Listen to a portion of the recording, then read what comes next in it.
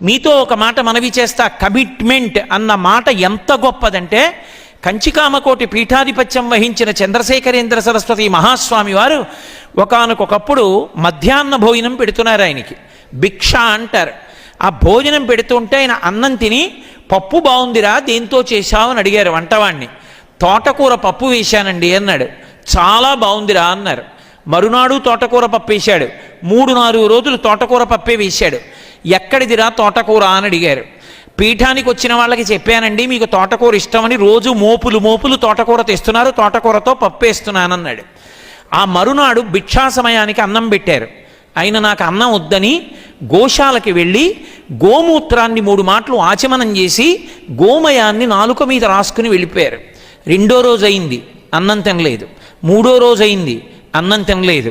4వ రోజు అయింది, భిక్ష పెట్టడానికి భయపడ్డాడు వంటవాడు. 3 రోజుల నుంచి ఆయన తింటలేదు. ఏ తప్పు జరిగిందని శ్రీకార్యానికి చెప్పాడు. శ్రీకార్యం అంటే మఠం మేనేజర్. ఆయన వెళ్ళి నమస్కారం పెట్టి, అయ్యా ఏదో తప్పు జరిగింది, 3 రోజులుగా మీరు భిక్ష తీసుకోవట్లేదు, ఆ సమయానికి గోశాలలోకి వెళ్ళి గోమూత్రాన్ని ఆచమనం చేస్తున్నారు, గోమయాన్ని నాలుక మీద రాసుకుంటున్నారు, ఆవు పేడ, ఏదో తప్పు జరిగింది, ఏం జరిగిందని అడిగాడు. తప్పు వంటవాడిది కాదు. కంచికామకోటి మఠానికి పీఠాధిపత్యం వహిస్తూ ఎక్కడికైనా నేను వెడితే శంకరాచార్యుల వారు వస్తున్నారంటారు. శంకరాచార్యుల వారి పేరు చెప్పుకుని బ్రతకవలసిన వాణ్ణి, కాషాయం కట్టుకుని అన్నీ విడిచిపెట్టి దేనికి లొంగకుండా ఉండవలసిన వాణ్ణి, తోటకూర పప్పు బాగుంది అని రుచికి లొంగిపోయాను. ఆ మాట అన్నాను కాబట్టి వాడు రోజు తోటకూర పప్పు పెడుతున్నాడు. ఏ నాలుక రుచికి లొంగిపోయిందో ఆ నాలుకతో రేపొద్దున్న శంకరాచార్యులు వారు వచ్చారని పూర్ణకుంభం పెడితే, పూర్ణకుంభం మీద చెయ్యేసి సభలోకి వెళ్ళి కొన్ని వేల మందికి భక్తి జ్ఞాన వైరాగ్యముల గురించి నేనేం చెప్పను.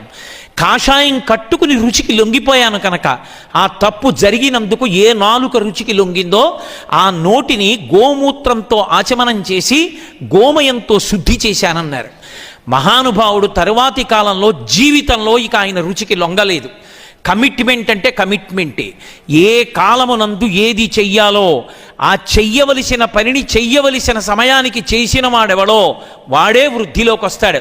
అందుకే చూడండి, దేశంలో ఎక్కడైనా బెల్ మోగితే మంగళప్రదం.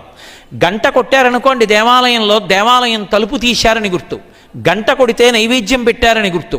గంట కొడితే హారతి ఇచ్చారని గుర్తు.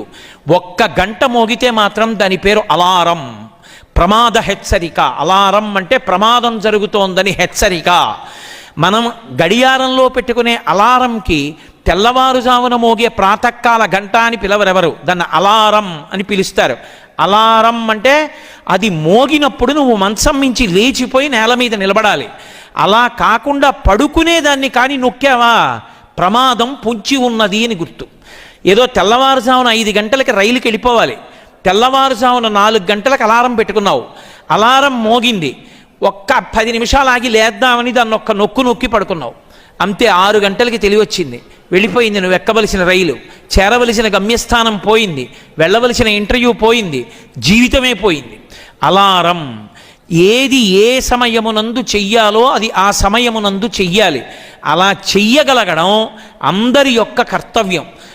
బాగా జ్ఞాపకం పెట్టుకోండి, మీరు ఎప్పుడైనా ఎవరి మాట వినాలి అనేటటువంటి ఆలోచన వస్తే తడువుకోకుండా మీరు వినవలసింది ఎవరి మాట వినాలి అంటే అమ్మ మాట, నాన్న మాట, గురువు మాట.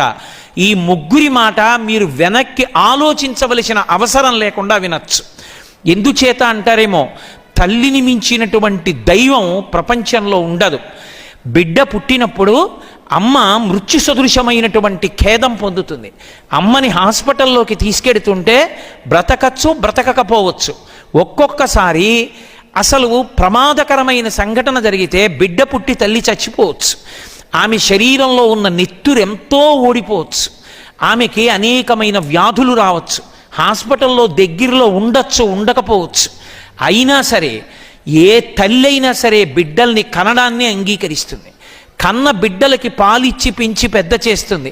ఆ పిల్లవాడికి జ్వరం వస్తే తాను ఉపవాసం ఉంటుంది, తాను వ్రతం చేస్తుంది.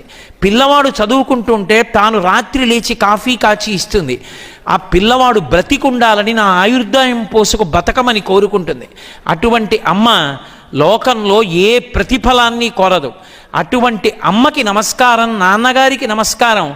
మీకు తెలియదు చిన్నపిల్లలు కనుక.